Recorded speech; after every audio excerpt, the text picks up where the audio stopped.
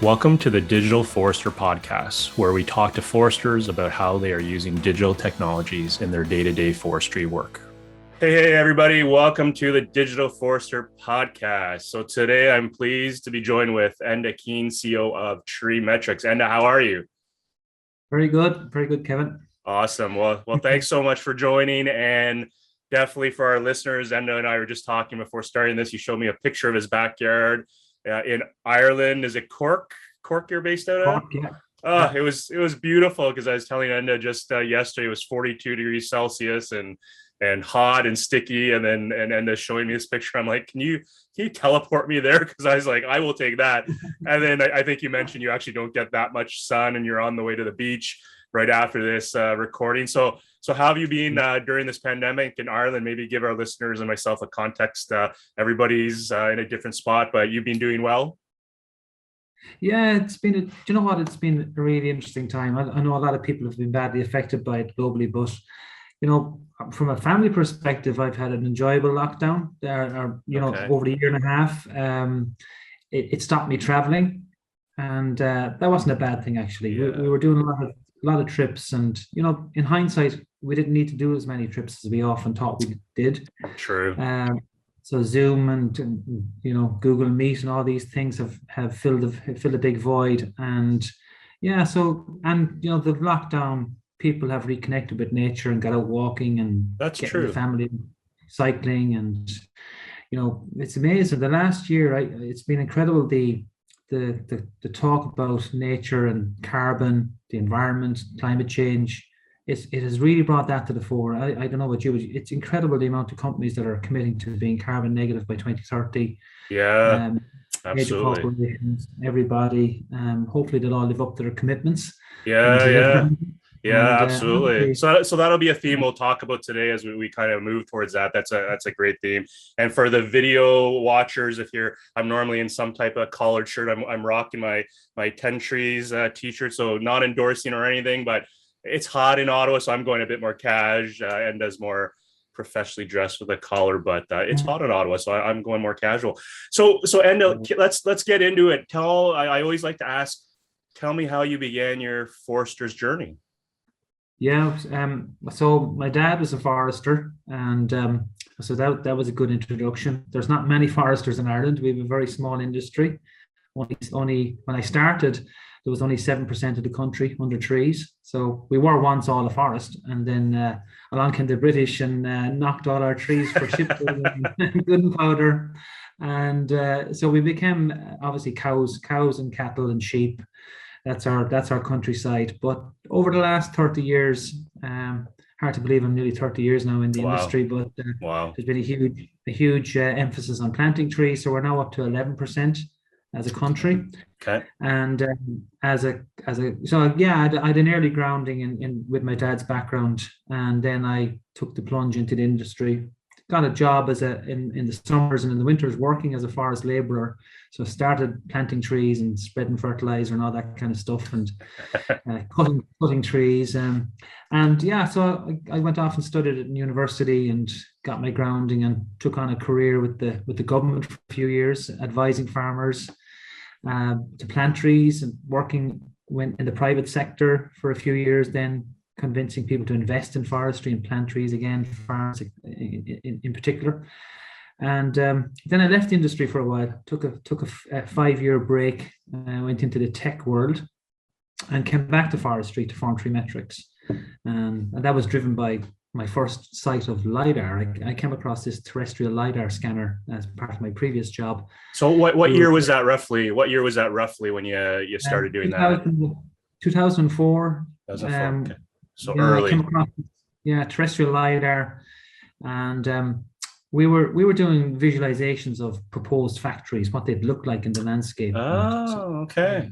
Okay. That was part of our work, visual impact assessment and environmental impact assessment. And we were using using aerial lidar and then terrestrial lidar. And when I saw the terrestrial lidar for the first time, it just blew me away with the quality of the data.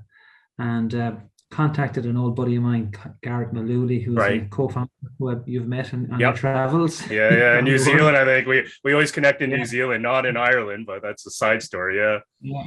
And so myself and Garrett, we looked at the data. Garrett had more of a practical on the boots on the ground Okay. management experience than I had, and so showed the data to him, and we went to Finland for a week with the data, and we met with all the top industry players up there and said, look, we think we can make a better system for measuring trees and managing forests as a result, and got a good response from them. The Finns are very, they're very, as you know, they're very guarded. They're very insular in some ways. The I was going to say Finns, stoic in some respects at times. yeah, and they like to do things their own way. But we got a good response from them and said, look, if you can do it. But they did say, by the way, you're taking on a massive challenge because Yes. we're very slow. We're a very slow industry to adopt change and technology, and the measuring tape. They felt it was going to take about 30 years to disrupt the measuring tape. Yeah, they're probably on track too, right? Like when we think about it, they're probably on track. 17 years and another 13 years or so to go to disrupt the forest industry. But yeah, that was a good trip, and we came back and we formed Treemetrics. Okay, so that was a start.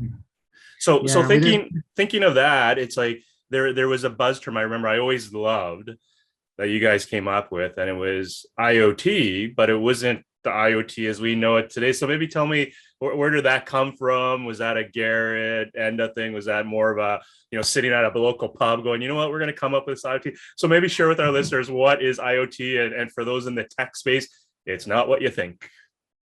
Well, IoTrees is our hashtag for IoT, and it came about because of IBM.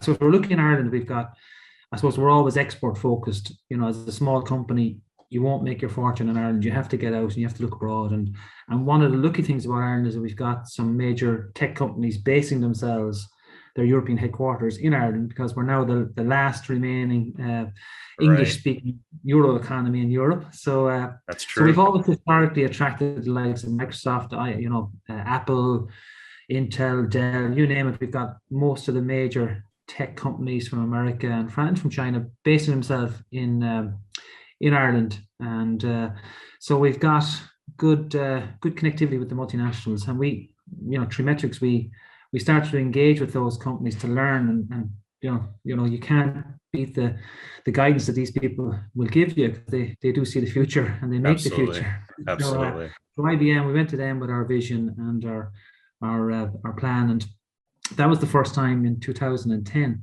That was the first time I heard of the phrase Internet of Things, IoT, and the cloud. And that was the first time I heard of the cloud. Yeah. And a bunch of other things. And so they had this lovely thing called the Three Eyes, which summarized what they called the world is going to get smarter, the smart planet. The Three Eyes was that the world is going to become more instrumented, interconnected, and intelligent. Okay. Instrumented through sensors, interconnected through the web and the cloud, and intelligent through analytics. And that was cool. It's amazing that was 10, 12 years ago that they showed us this is where the world was going to go, and we had to go to the cloud and prepare for the Internet of Things. And that's where we set about creating this idea of a platform. Now everyone uses this word platform. But, this where you pull in all your data, and you have a platform, and I have a platform. We all have platforms, but it is about pulling in data from different sensors, interconnecting it, and analyzing it, and feeding back the information back to the customer.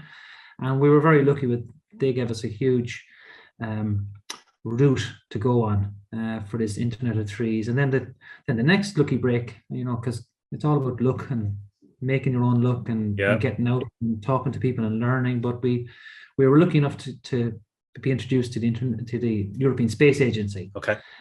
And they, in 2012, they gave us our first break where we got our first contract with them, which basically it was helping us to use their, the 3 pillars of space, which is satellite communications, Earth observation, and GNSS, global positioning. Right. And Treemetrics, we went in with our vision of where we want to go with this cloud platform, and thankfully over the years they've been very supportive with our government agency here, Enterprise Ireland. They do a great job in plugging you into agencies around the world, and so we were very lucky. We got our break there, and over the last 10 years or so, we've gone back to ESA with as our vision and our view of the world is changing, and sensors are changing, and new satellites and new chips, everything's happening. We go back to East every so often and say, hey, look, this is going to have an impact on the forest industry. Can we get some money off you guys to develop this? And thankfully, we do. We're quite successful in putting in that money to drive our R&D. Yeah. And one of those projects was called Internet of Trees, where we developed a dendrometer to put around the tree to remotely measure the growth of the trees. A number of our customers were asking for this. Connecting it up then was the next issue. How do you creating a mesh network, and how do you get that data back to base through, in some cases, satellite modems and so forth. And so that's a cool project. The sensors, the challenge is to make the sensors robust, that they'll survive for a long time, 10 years. So that's an ongoing project that we have. And as a company, we always have some R&D projects over here, and we have our main product. We're trying to make it more commercial and scale it. Another project we're working on this year is called Sat4Cert, which is satellite monitoring for forest certification. Okay. That's a cool project. It's a cool project where we're trying to streamline forest certification and using satellites to help cut the cost of auditing in particular. Any particular satellite constellation that's the one that you guys are using? There's so many out there now. There's almost like there's too much data, but is there a special flavor that works for you in Treemetrics? Yeah, we're obviously Sentinel 1, Sentinel 2. That would be my guess, given the east connection. But we're looking at all sorts of, over the years we've tested everything from Cartosat, Digital Globe. Obviously there's big cost implications and trade-offs. Absolutely. What you choose. But we're always looking at new sensors. That's ever evolving, as you know. It's incredible the amount of hardware that's gone up into space. Yeah. And so thankfully, we're very lucky in Europe with the European Space Agency, how open they are to helping small companies to help enable them to achieve R&D and innovation. And so that's been a great experience working with them. We've learned an awful lot from them. And this Sat4Cert project our prototype is due in a couple of months. We're showing it the industry, and with some great partners helping us. So Soil Association, who are a huge player in the forest certification world. Right. PEFC Global are helping us and guiding us, and some big commercial companies like Till Hill are a huge company here in the UK. Yep. They're helping us, and a couple other partners. So that's an example of what we try to do every couple of years. We try to keep our R&D going, and we have a new project as well, working with the Irish government, working with Dell and working with Oracle, working in the whole area of artificial intelligence and machine learning, and working with some really good data scientists in our university in College Dublin, my old alma mater. That's an exciting project. We won collectively 6.8 million funding, so that's nice. That's a huge shot in the arm for us and our partners to really power ahead with this AI thing, which is going to keep evolving. Yeah, so let me jump in here right now, because there's a lot there per se. So like for our listeners, right, we've heard Earth observation, we've heard AI, terrestrial lidar, airborne lidar. There's like pretty much everything in the toolkit today. It sounds like you and Treemetrics, have been at the forefront, innovating, trialing different things. And I'm sure it hasn't been easy. You and I have been at this long enough. What we often vision, and we see the end. Sometimes it's a circuitous path. But maybe let's start with the lidar on the technology side. You said in the 2004 terrestrial. What are some of the key game changers, if that's the right word, that you've seen since you started? Because now we've got, the handheld lidars that people are excited. We've got like even the iPhone with the lidar built in there. But maybe share some thoughts, what you've seen, and are there any patterns you've seen on the lidar side? Does it still get you excited, or are you more like, it's becoming commoditized? It's like, I'm not sure this really makes sense. But is there something that kind of caught you by surprise as you've watched this lidar space unfold? And then we'll go into the other technology spaces to not educate our listeners, but share your experiences. But what do you think about lidar today and from where it came from? Yeah, well, when I look back to 2004, myself and Garrett in Finland, and I reflect on the hardware that we had, it was crazy. It was a crazy idea, and it was naive as well, because yeah, the carrying of that, the cost of the hardware was crazy. The size of it and the weight of it was crazy, but the data was awesome, right? It's like, Yeah. so, so the massive game changer for us has been the iPhone 12 and the lidar sensor on that. And the good news is that from what we're hearing through the grapevine is that the iPhone 13 is going to have even a better sensor and Okay. more resolution, longer range. And we think, yeah, there's amazing handheld sensors. We've trialed them all. And yeah, we're 17 years processing terrestrial lidar and aerial lidar. And, to me, the big opportunity is the iPhone 12 because it's Okay. just, and newer models. And we searched far and wide, and we found a great company in Sweden called Arboria with Johan and his team, and we've teamed up with them. And yeah, so some of the biggest lessons we've learned is, I suppose, as a company, we needed to get better at collaborating and partnering rather than trying to do everything Agreed. ourselves. Agreed. And so we've since the pandemic and the change in our lifestyle and traveling and everything else, and reflecting on the whole thing, selling forestry software is a tough industry. It's very, very I know. hard. We know. And it's very hard to disrupt the big players who've got really powerful systems. The Syngeas, the Trimbles. They're not going to be easily disrupted. So you have to find your space, and we've got good traction now over the last few years supplying measurement, services, software services where people will upload their data. So a good example is a company in Costa Rica and Panama called Noveltique. Okay. They've been a great user of our system. So they collect their field measurements and they upload them to our cloud, and we process them and we analyze them and we give them feedback as to the growth and performance of their asset and management tools and stuff. And that's the type of work we want to become more good at, Okay. and supporting people on the ground. And then with the iPhone, we said, hang on a second here, this could be a huge game changer for the millions of forest owners that are out there. So in the European Union, we've got 16 million forest owners. In the US, there's many more millions. Canada, more and more private owners, obviously, Eastern Canada and so forth. And so we just said, can we develop systems and tools to try and democratize forest measurement, this gig economy that you've these people driving around delivering your food nowadays. Can we get people who want to get out and work in the forest to go out and measure forests for people? And so we've gone after this software as a service world, teaming up with the likes of Arboreal and the iPhone application. And that's the big thing for us now, is to try and keep moving in that direction, helping forest owners to assess their own forest. Obviously, the carbon market is going to be a big driver in that as well, because there's going to be more and more requirement for measurement.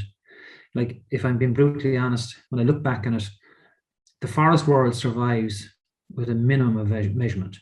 Yeah. And it's only natural. It's such a vast, varied resource. It's too costly to put boots on the ground to collect enough data. So we're living in a vacuum in a lot of cases. We don't really know what's out there in our assets, and that's understandable given the scale. In Canada, the vastness of your resource is incredible. Yeah. So you can only spend so much money on the ground, and aerial lidar promised a huge amount, but unfortunately, it was so costly. It had major limitations because of the cost. Satellite imagery. Yeah, well, I was just going to say, when you say that, it's interesting because at the end of the day, with foresters, often it does come down to the economics, right? That no matter, you're dealing with the terrestrial lidar. I remember that day. It's like you guys had to be in the best shape, because those T lidar things were like 90, 100 pounds, right? So it's like hiking it in. It's like, oh, it's only 800 meters in, and by the time you get there, you're like, you need water, you need to stretch. It's like you probably threw your back out to scan it, and then you've got occlusion, right? And then so you got to move it around. And then it was probably like, who's hiking this sucker back? Because I did my penance getting it in, right?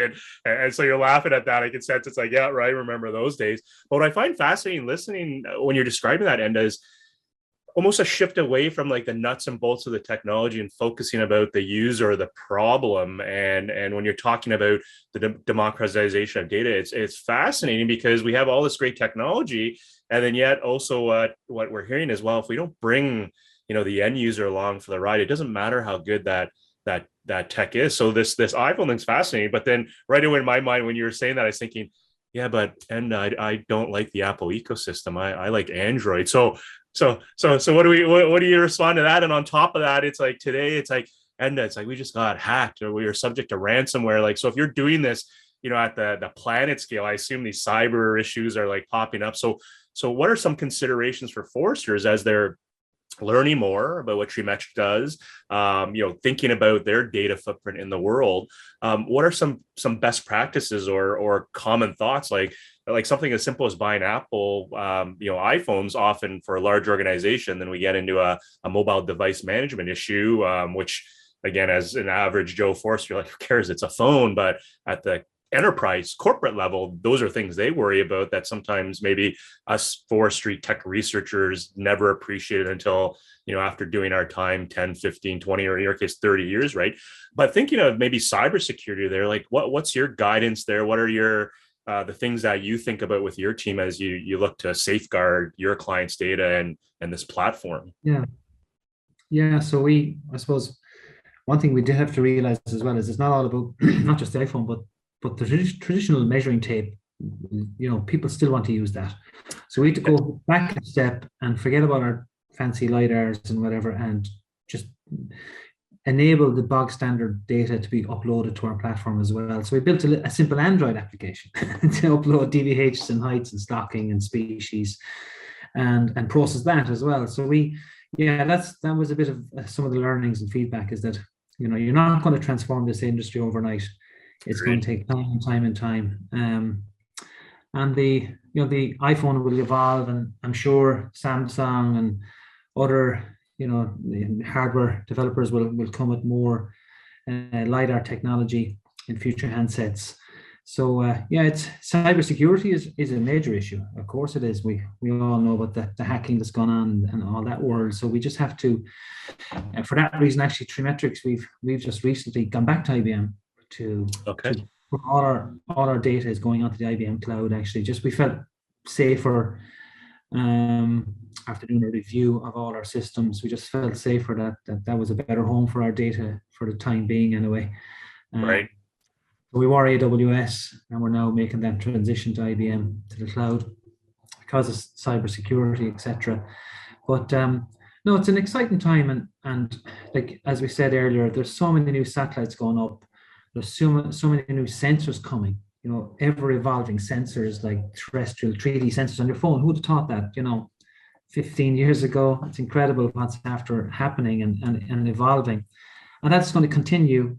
We didn't even mention lidar and drones. That's a really exciting space. Yeah. What are your thoughts on that? I'm excited about it because as a company, we have to decide what were we going to be. If we were going to have this €90,000 piece of hardware, we had to focus on harvesting. We had to become. So we tried to become experts on harvest utilization, optimization, because that's where the money was. And so that's exciting, because aerial lidar at a stand level is awesome data from a prediction point of view, from an evaluation point of view. So there's a new sensor coming from the L1 lidar sensor from DJI, for example. That's exciting because that's going to push the price down of aerial lidar dramatically. And as a company, as I said to you, we tended to focus more on the high precision end of the forestry chain, which is at the time of harvest. Thankfully, now over the last couple of years, because of the iPhone, and we're really now focusing on the macro view, given the fact that you can go out and collect more data a lot more cost effectively with the iPhone and other sensors and the boots on the ground.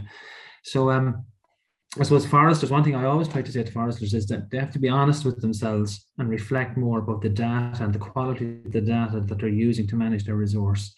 And in many cases, it's poor data, and that's understandable because of the vastness and the variation. The big issue is the variation across the crop. We've just such a huge varied resource, right? And there's only so much money you can spend by collecting plot data on the ground, and that's never going to change. Manpower is continuing going to be expensive. Yeah. These robot dogs and whatever. Yeah, you saw the robot dogs, right? The Boston Yeah, Dynamics and the Huawei has this Terminator looking one. Yeah. yeah. They're going to have a role in the forestry, I think, in the future, where they'll set them off and let them free and they'll measure and stuff. But ultimately, we need better data, more plot data, Yeah. to predict what's out there in the forest resource and to manage it better. And so that's where we'll focus on over the coming years, is really double down on the precision piece around the harvesting side of things. Right. And just better predict what's in that stand, better predict what logs are going to come out of it, or carbon, better measure the carbon, the contents of the wood. Right. By supporting that user to get out there and collect faster, quicker data. And that's one thing I love with the iPhone 12. I've used it the last few months. I've been out measuring every so often. I love it, actually. It's really slick when you're walking around with the phone and you're getting your DBHs and your heights really fast. It's hard to believe how fast. And that feeds straight back into our system, and we get automated money reports back to the farmer. Nice. And that's cool. Like you're that evening when you're exiting the forest, you just sign into your ForestHQ, and we've got the money there with the latest log prices driving the value of that person's forest. Yeah. So for our listeners, when you say ForestHQ, it's the first that's kind of jumped on our conversation. Maybe share. I know, but for our listeners, like, that's the Treemetrics platform. Maybe share with our listeners. Let's role play. Hey, Enda, nice to meet you. I'm in Costa Rica with I own $1 bajillion. I wish I want to get into the carbon game or get it on the exchanges. Like walk us through, like, ForestHQ is a platform. We already talked about, hey, you're going to do your mensuration with your iPhone and whatnot, or whatever gadget, doesn't matter. But ForestHQ, that's my main portal into the Treemetrics world for all the magic. Yeah. Yeah. So it's like most forest management systems, the basic underlying foundation is a mapping system. So your GIS tools, very simplified GIS tools, because we felt that too many GIS systems were too complicated and too many functions. So we've stripped it back to its core tools for digitizing or mapping or uploading your shape files, and then basic remote sensing tools to process that data to work out, for example, the productive area of the forest, how many gaps are in your forest. We have tools for that. Okay. Tree counting, if that's what you want to do. But more importantly, just uploading your plot data and creating a forest measurement, right? And evaluation. And then we have very simple management tools for planning what to do in the forest, not big, fancy predictive planning systems, just very, very simple. I'm going to fix the gate here. I'm going to gets the job done. Yep. Yeah. Next, more like operations planning, where you're going to do work on the ground over the next 5 or 10 years, and that's ForestHQ. Then we've nice little plugins where you can upload your harvester data to overlay, all your nice production information onto the system, and if it's a drone image that you have, you can upload that to the system. If it's an aerial lidar data, you can upload that to the system. So it's about trying to be more functional, make it easier for people to upload their data, make it easier to integrate with existing systems. So as I said earlier on, we're not going to disrupt Trimble's and the big players. We're going to have to work with them and find our space to work with them. So that's what we've focused a lot of energies on the APIs and the integration piece. Right. That's a good strategy. Decouple the system and yet be interoperable with them. Yeah. Great strategy. Yeah, for sure. And get better at one thing, definitely get better at collaboration and partnership with other companies, other tech. There's a huge opportunity to work with all the different people that are out there measuring stacks of timber or measuring, growth rates or whatever it is. There's loads of people out there doing their thing around fire management, as one of your latest speakers was talking about. That's awesome data. And we're in an era now where you're just going to have to keep evolving. Yes. That's the reality. Keep evolving. The new sensors, the new reality of our forests, they're changing rapidly due to climate change and fires and disease and insects. And as a result, we got to get better at measuring them and monitoring them and managing them as a result. And so I suppose, the other big thing is carbon. I've spent a couple of years really studying, and I heard carbon when I was in college 30 years ago, Okay. or almost 30 years ago. I heard of carbon, and there was going to be an exciting market for carbon, and I'd given up on it, to be honest with you, but it's amazing the unbelievable traction that forestry carbon and other carbon markets have got, or offset markets have got, in the past year alone. But it's probably, do you think it's from the pandemic? Like, in all honesty, like things foresters used to think and the markets think were impossible. The pandemic hit, and then suddenly everything, the world flips upside down, and everything that was not possible is now possible. Do you think that's kind of bled into that thinking, and now ecosystem services are back in the forefront? It's not just timber and forest, it's all the other things they're doing in these exchanges. So what are your thoughts on that?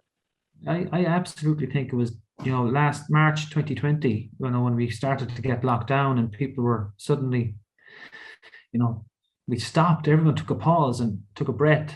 The whole world took a breath, and all of a sudden we'd nowhere to go, only out to the local forest or wherever, track, to get away from, and people suddenly started to look around them and take an interest in their environment, and companies have had to go through major reflection on the office environment and their impact on the world. And I suppose look at Microsoft, the commitments they've made, Amazon, huge commitments to offset their historical footprint, and many more corporations. Obviously, the oil industry and the gas industry have been claiming these. You go to a filling station now to buy your diesel, and they're claiming it's carbon neutral, for example, and so like, it's great. It don't get me wrong, it's brilliant. And you got the the Trillion Tree campaign.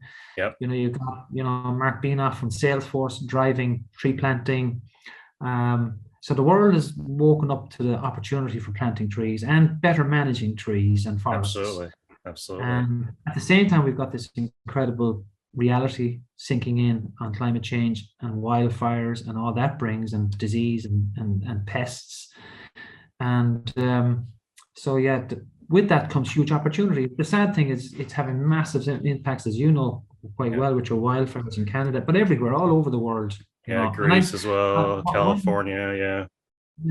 One thing I think as foresters we need to get better at is talking to the world about what we're observing. So over my 17 years, I've traveled to over 35 countries around the world. I've been really lucky with myself and Garrett and my colleagues. We've traveled the world, Australia, New Zealand, all the way, South America, North America, everywhere, and Europe, and we're, foresters, they're very similar all over the world. They like a beer, a lot of them. Yeah.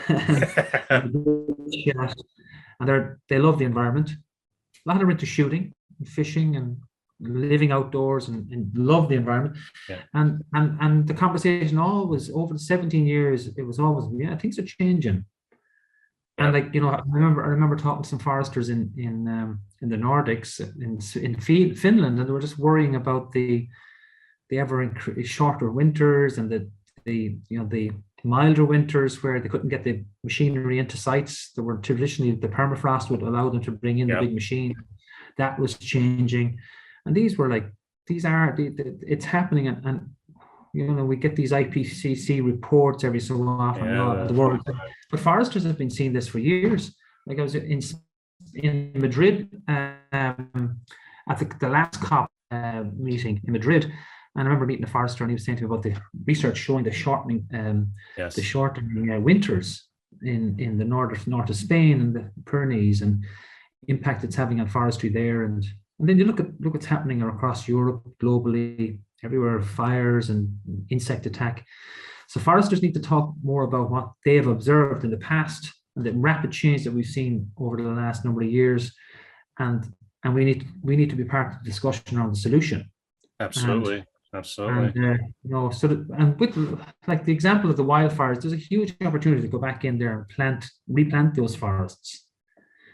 And get carbon finance to help drive that, and planting of trees globally. There's now a huge opportunity for foresters to be a part of that dialogue and a part of that market to plant those trees.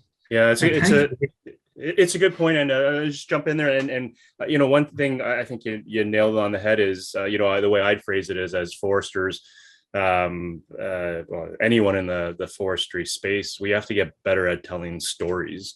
And part of doing this podcast is exactly for that purpose. As people give me feedback, they're like, it's so great to hear different worldviews, different viewpoints from different geographies, different technologies at play, and they're forming those common patterns. And even as you talk about climate change, you know, within my network, and as you say, you know, people in the extremes are going to see it sooner. The changes, you know, the Canadian Arctic, it's like we're already seeing it. I've always said, you know, I actually don't really care whether you believe or in climate change or not. It's going to hit you in the face, and then it's going to hit you in the wallet, and it'll be undeniable. And at that point, it's like, you know, the mass, or the mob, if we want to call it, is going to rise. And I think globally we're feeling that just as everyday citizens. Like, you look out your window and you're just doing the WTF, like, what is going on?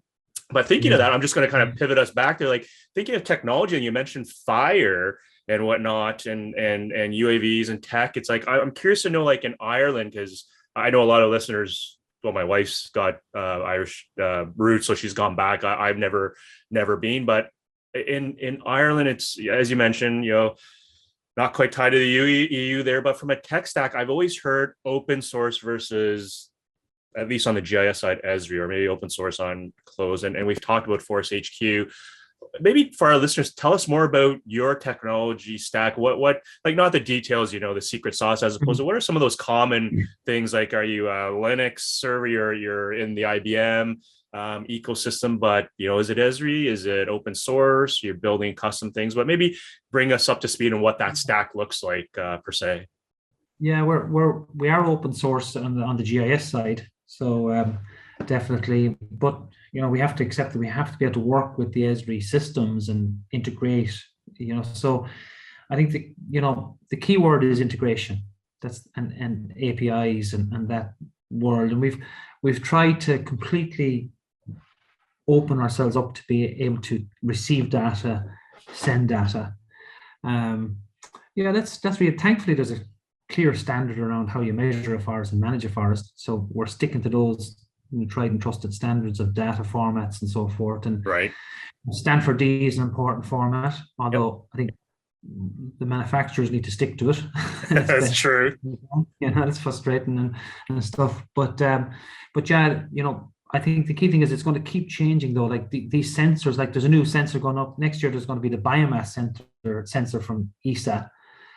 So check out the biomass sensor. That's going to be a dedicated forestry analysis, data collection satellite. Yeah, tell me more about that. Multi-spec, hyperspec, like what? Yeah, exactly. LiDAR capability as well, I'm told, and we're still learning about what's going to be actually on the payload. But yeah, it's a dedicated forestry measurement sensor. No kidding! Wow. Which in itself is a very important, and hopefully they'll open it up like they did with the unbelievable Sentinel systems. And so yeah, we all know it. We're going to have more and more data, and it's going to be cheaper, free in a lot of cases, free in inverted commas. But yeah, we're going to have more and more data. And the trick in all of this is that, you know, it goes back down to basics. We have to get better and better at measuring. And that's a great thing. And what really excites me about carbon is finally measurement is going to be hugely important, and the quality of the measurement, because it's frustrated the life out of me when you come with this precision sensor to measure better, and deep down, they don't need it. In a lot of cases, forest managers of huge scale or any kind of scale, they can live with, you know, okay measurement data, and they'll work it out as they go. They'll throw some more trees at the market if they need to cut more trees to keep the market happy.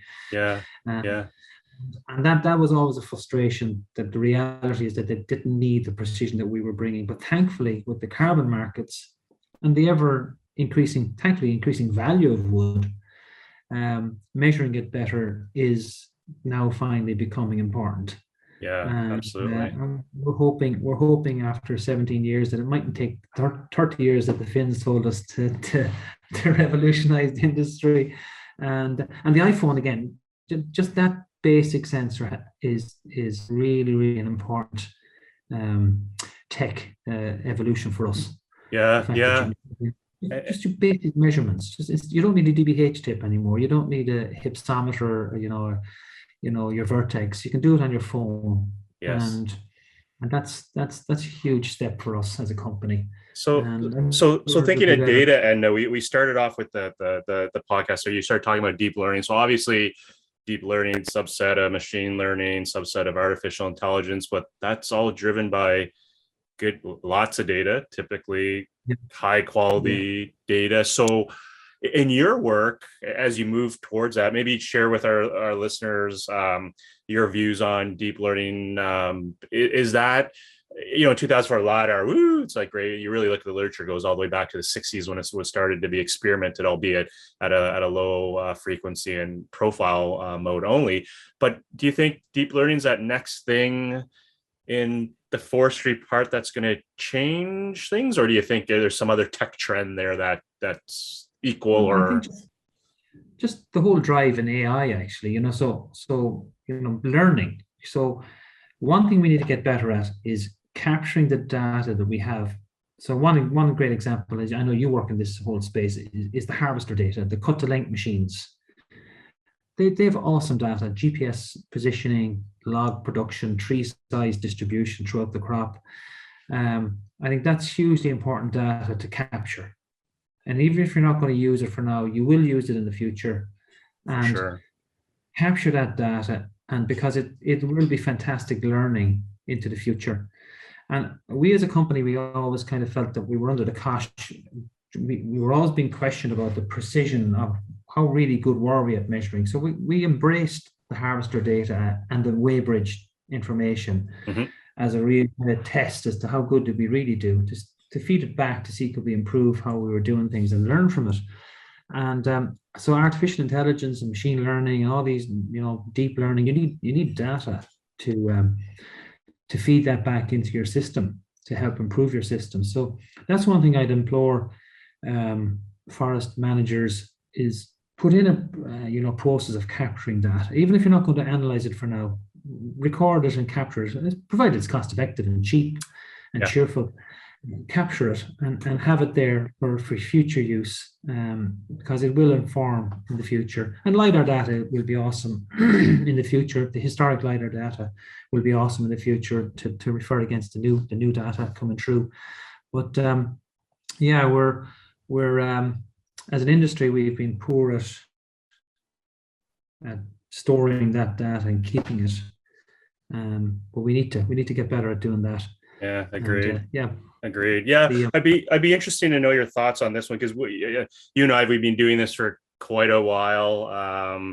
Often as we're bringing new technology, we think of that innovation, that adoption curve. You got the great chasm where things tend to fall apart. You got the early adopters, you got the majority, the laggards, and stuff like that. I personally think, foresters in general, it's rare to find one in that early adopter. You can find them, but most of them tend to kind of sit further down the curve. But I was even on a UFRO call yesterday, and it was about forest digitalization. That seems to be another buzzword per se.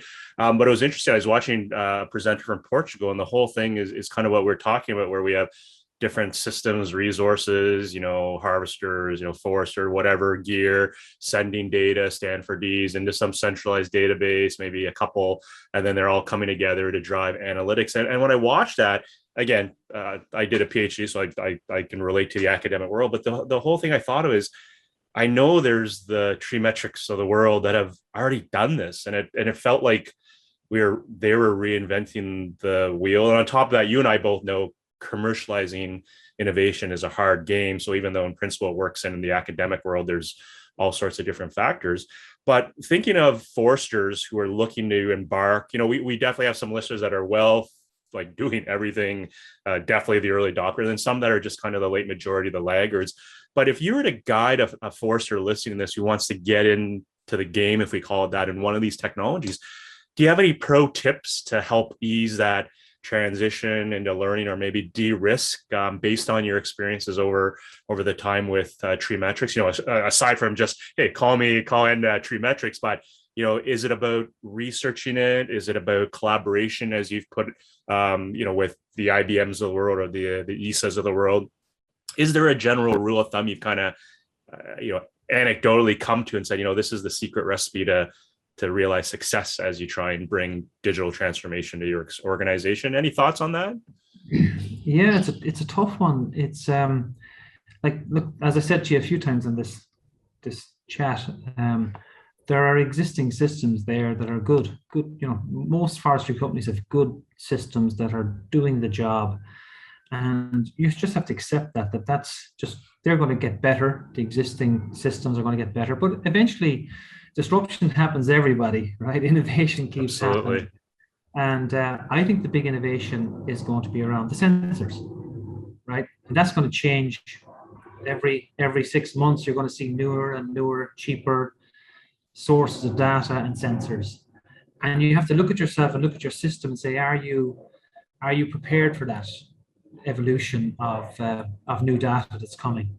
That's what I would say. That's what we're preparing for all the time, is to be prepared for these new sensors, cheaper and better data. And as an industry, we need better data. The reality is we're making an awful lot of decisions on poor data because of the cost and the realities of such a vast resource. But I think, as foresters, the biggest cost is getting into the car and going out there to visit the forest. So I think every forester, no matter what they're doing, should have some sort of a data collection device with them and collect some data, even for 10 minutes, 15, 20 minutes, collect some data, even if it's just some DVHs and heights and stocking, and upload them to the system. It'll start to fill the gaps. And there's massive gaps in the resource information. And right. Yeah, so I would say to get them to reflect on how good is their data really, and the decisions they're making from it. Great advice. That's been a frustration of mine. We know there's some unbelievably poor data, and in most cases it's a positive story. I think a lot of people are underestimating their actual resource. We're conservative by nature, and we're not properly evaluating the amount of trees that are out there in the world. I think for the most part, there's a good story out there. Absolutely. As you said, Kevin, the big thing for me, thankfully, the exciting thing for me is that under the new carbon world, measurement is suddenly hugely important. Yeah. And it's hard to believe that from a sustainable forest management point of view, measurement was never really important. It was just a tick box. Right. You had to sustainably harvest. Right. Absolutely. How can you be sure you're sustainably harvesting if your prediction of what's out there is it's poor prediction? In a lot of cases, it's poor prediction of what's actually out there. Yeah. And you're using planning tools that are feeding in crap data. And if there's crap data going in, you're going to get crap information out the other side. Yeah. Garbage in, garbage out. Yeah, you said it a bit more politely than I did. Yeah. So as we look to winding down, and this is awesome. We could chat forever. Again, you and I, we got enough arrows in our back. As I joke that we could probably have the explicit version of this podcast and provide hilarious entertainment. But as we look at winding down from a technology trends point of view, rapid fire question all lumped together, and you can just share. I know we've kind of touched on them, but from a trends point of view, what's getting you excited? 1 year, 3 year, 10 year? What does that world look like? Rapid fire to you. What are those key tech things? 1 year, it's the iPhone 13. Okay. Longer range, higher resolution, lidar, measurement in your pocket, precision measurement. We're going to get taper information. We're going to get straightness information from that. Defects as well, potentially, from what I'm hearing. That the Apple HQ for Europe is just up the hill here, so I'm trying to listen in on some of the guys going in there. what's coming out. But 3 years time, as I said, you got the new biomass sensor going up. You've got all these nanosats going up. I'm hoping that high resolution data becomes cheaper. Right. Okay. Yeah. Yeah. So at the moment, you got your 30 centimeter resolution sensors. There's more of them going up, thankfully. Airbus are launching some more of them. So the more of those sensors, hopefully they'll start to make that data cheaper and easier to get. Even higher resolution than that again. I think the aerial lidar sensors on the drones are going to get cheaper.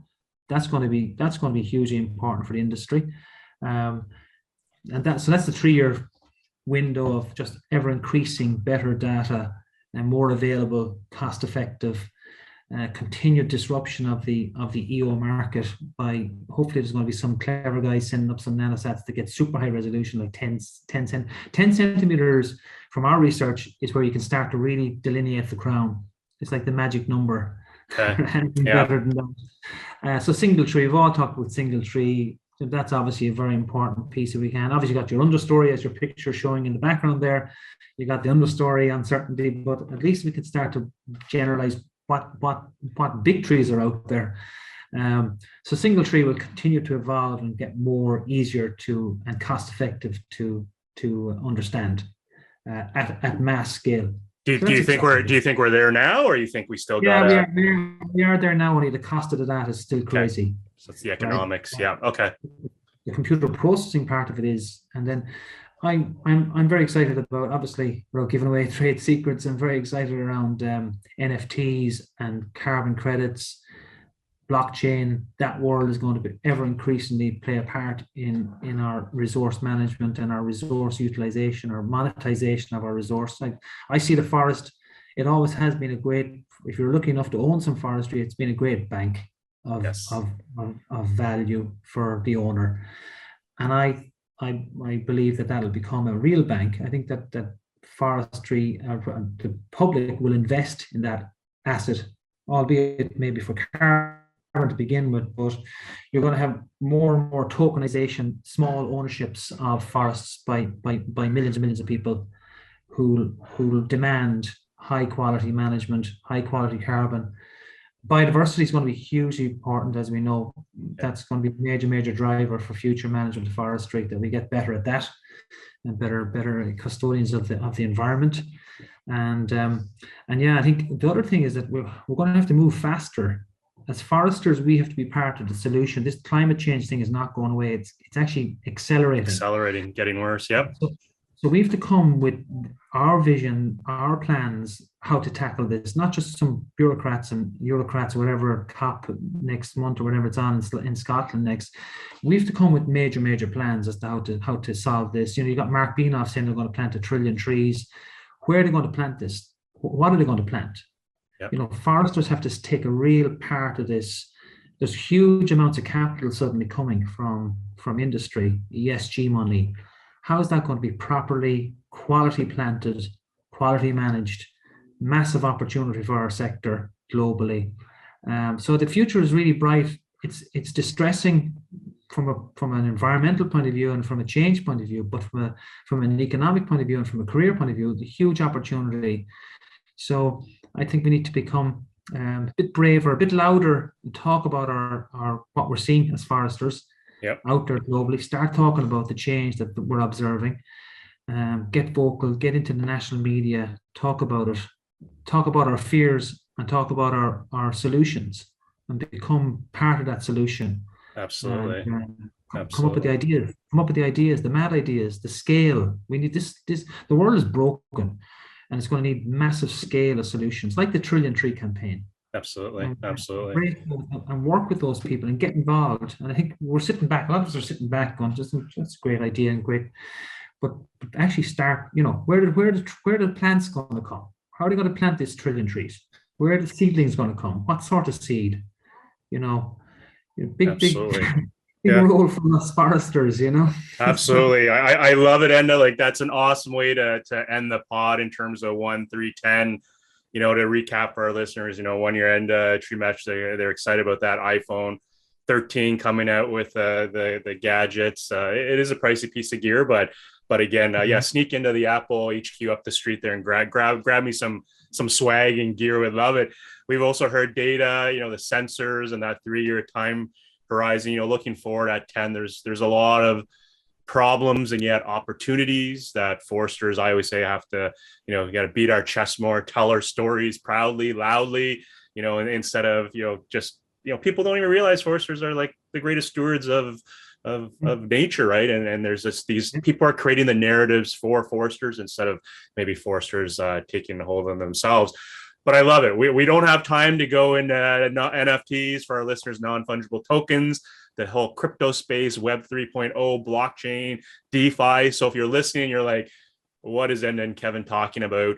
Yeah, if you felt like you missed the internet of the 94s and rode that wave, then start doing your research into just Google Web 3.0, start looking into that. I agree with you. I can connect the dots. And as you said, those words are things I've been thinking about. So, hey, normally it's like, if we could travel, would have loved to have done this pod with you in person, just sit side by side. I think I joked, I said, oh, you're Irish, you're going to go get a Guinness now. And actually, Guinness, I think is my winter drink. And you had a lighter beer in the summer, but nonetheless, nonetheless, you're going to the beach. So I'm kind of jealous because I'm just starting my day per se, but, I gotta show you for those of you. That's so people watching this, you got to check this out. Oh, pan down a bit, Enda. I can't see the back here. I just saw the sky. Yeah. So look at that. Like, isn't that incredible? Oh, the sun always shines in Ireland. You got to come. Bring your good wife over to see more of her roots and absolutely visit. Absolutely, I love it. So Enda, if people want to get a hold of you, what's the way? Email, Twitter, LinkedIn, website. What's the best way to get you? LinkedIn is the easiest way.